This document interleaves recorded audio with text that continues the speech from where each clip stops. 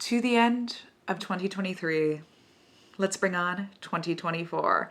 Hello everyone and welcome back to my channel. My name is Katherine and today we're going to be going over my goals for 2024 because I really think 2023 was just kind of a stagnant year. I did have a few things happen in my personal life, but nothing really, nothing really happened. So 2024, I really want stuff to happen. I really want stuff to change because I can't keep going like this. I need some things to change. And I think I have a plan in place to make some things change. So we're going to go over it.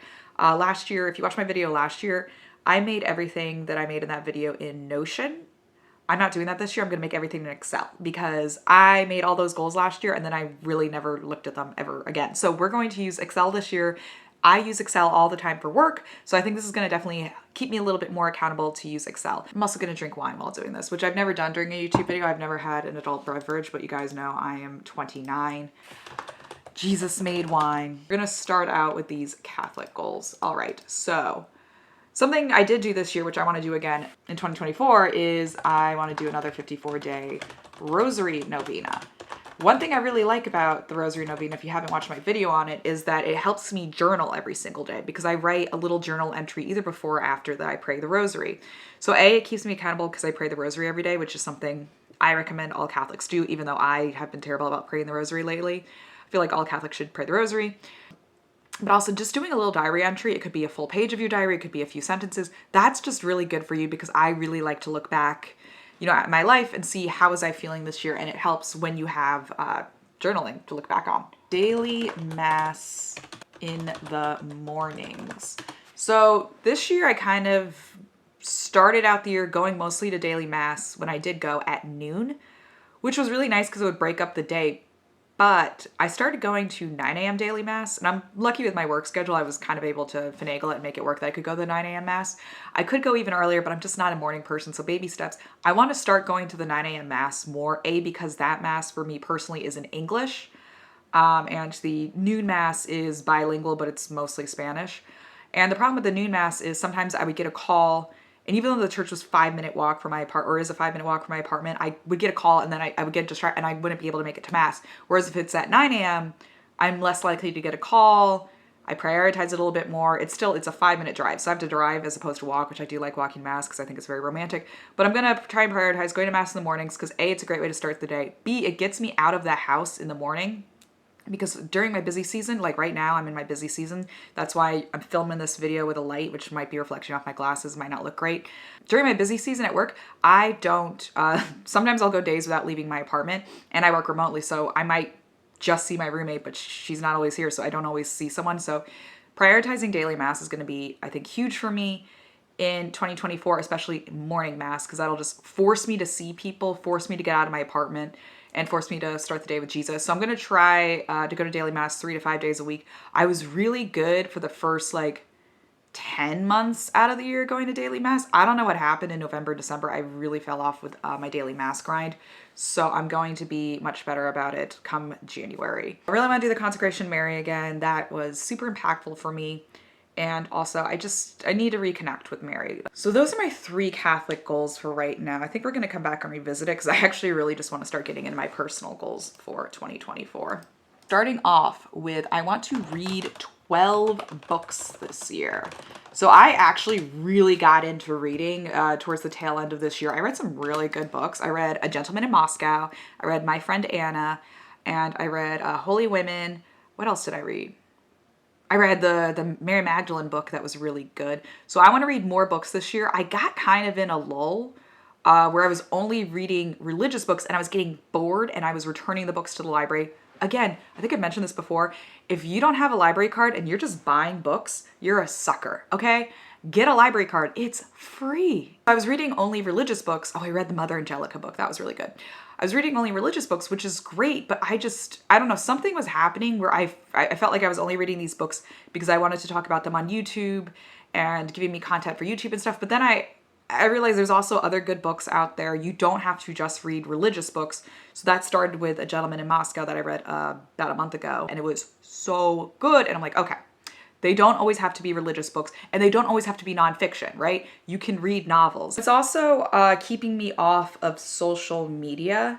So I really did not post much on, I don't even want to put this under my goals. I did not post much on Instagram this year because I hate Instagram so much. If you guys follow me on Instagram, you know I will take months off of Instagram because I just think it's so awful, and I don't like it at all because all of my friends that I need life updates on, are going to reach out to me. Like, I'm not going to miss anyone getting pregnant or having babies or anything because they're always going to reach out to me when that happens.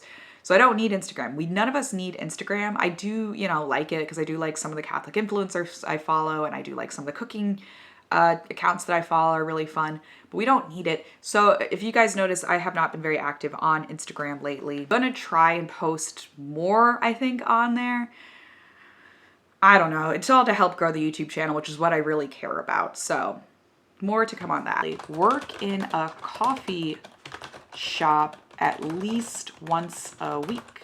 Again, like, this is a big thing, is I suffer from loneliness really badly. But I do have a coworker who lives in the same city as me, and she and I will occasionally meet up and work in a coffee shop. And I don't need her to work in a coffee shop, right? Like, we don't have to align our schedules so we can work in the coffee shop together. I can go work in a coffee shop by myself. I've done it a couple of times, even if it's just for 1 hour. It's very rare. I've only done it a couple times, like worked in a coffee shop by myself once or twice this year. Even if it's just for an hour, it's just so good to get out of your apartment, to go work, bring your headphones in case you need to take calls or anything. It's just so much better than working here. Next, what I want to do is complete a beginner's fitness program.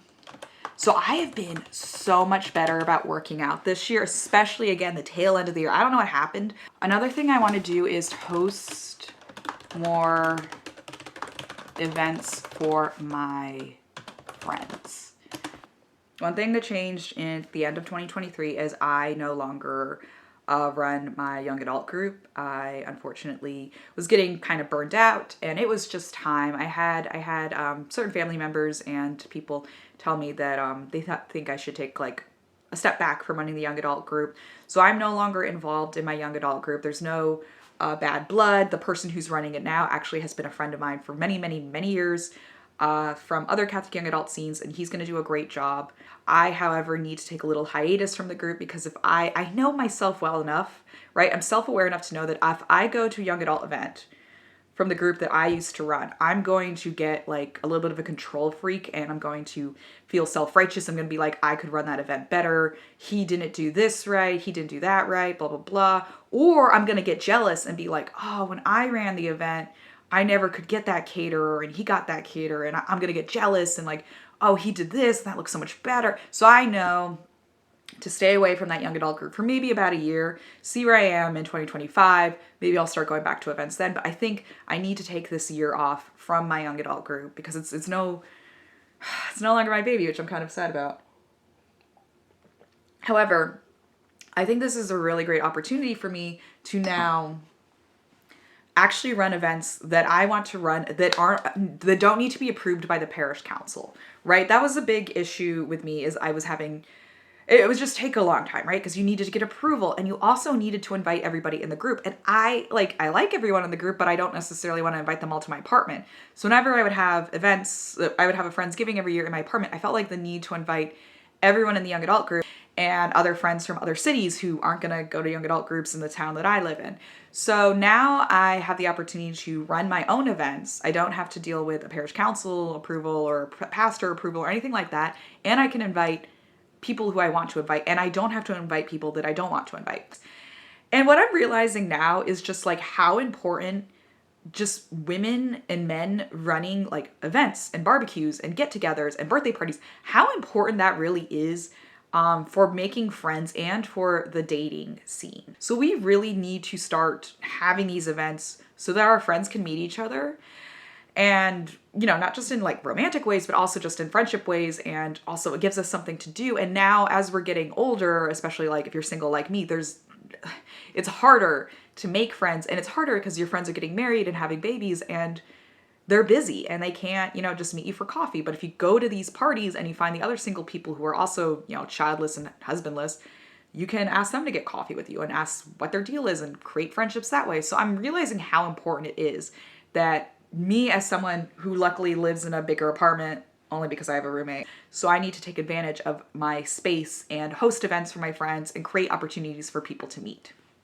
So that's a goal in 2024, is to host more events. I want to do a Galentine's Day because I love Galentine's Day. I love Parks and Recreation. That was one of my favorite shows growing up. So I want to do a Galentine's Day. I want to do a Friendsgiving, as I usually do. I didn't do it this year because I was so busy in November.